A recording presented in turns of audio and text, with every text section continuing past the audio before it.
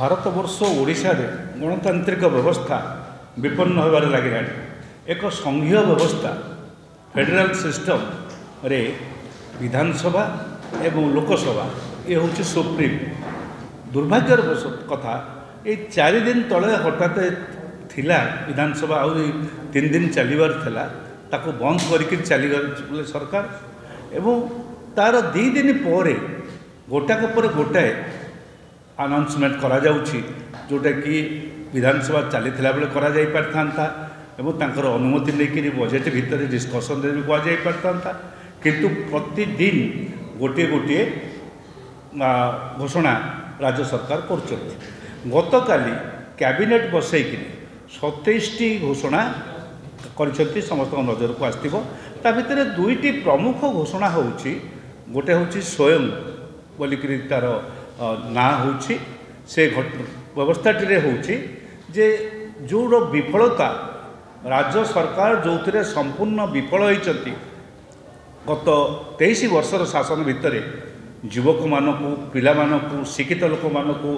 अर्धशिक्षित पिला मानकू चाकरी दबारे विफल होइछथि जो थे 30 लाख लोक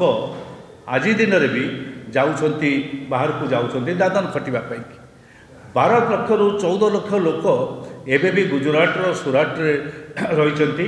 एवं अल्प मजूरी रे खटुंट लोक पाखे शोषित होती एवं प्रतिदिन कौ ना कौ दादन श्रमिक मरवा एमानकर कौटि ना कौटि दुर्घटना घटवा ये आसूची से जो विफलता ताकू लुचेवाई कि एथरक जेहेतु भोट आसूची सरकार गोटे घोषणा करछंती। से घोषणाटी होउची लक्षे टंका पर्यंत जड़े युवक लोन नब जदि ऋण नब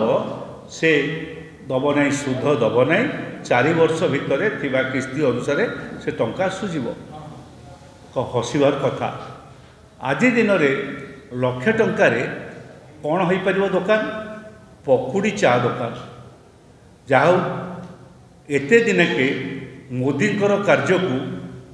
नवीन पट्टनायक से जो बाहागर होता बाहागर पर मन पड़ा जे प्रकृत में जमती सब कथा ससुर घर कथा झील ग्रहण कर जाए बहु ग्रहण कर जाए सेमती मन पड़ा जे आमको एक कार्य करने को पड़ो एवं एठी जे सरकार अच्छी नवीन पट्टनायक सरकार से लक्षे टंका आंकु दबार व्यवस्था करछंती एवं लक्षे टंका बैंक माने देबे 4 वर्ष किस्ती देबे एवं से लक्षे टंकार मो विचार मु जाने नहीं ताठर अधिक कौन बड़ दुकान हो पार चा पकुड़ीर दुकान हम जो चा पकुड़ी पाई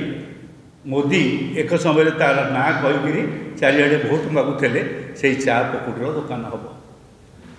कौन सी बैंक टंका दे दिए ना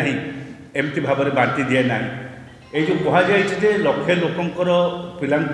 दिज्व बोलिकी मु आज चैलेंज दूसरी आपण मान जरिया वर्ष शेष आज दिन में आउ गोटे वर्ष पर आज दिन में जदि बैंक मैंने लक्षे पिला चा पान चा पकुड़ीर दुकान करने लक्षे टंका दे थांती ताहले मु निश्चय क्षमा मागिबी तांकर नवीन पट्टनायक पाखे तो मागिबार ना नवीन पट्टनायक जी से होउचंती जहाँ द्वारा नवीन पट्टनायक परिचालित से पांडियान पाखे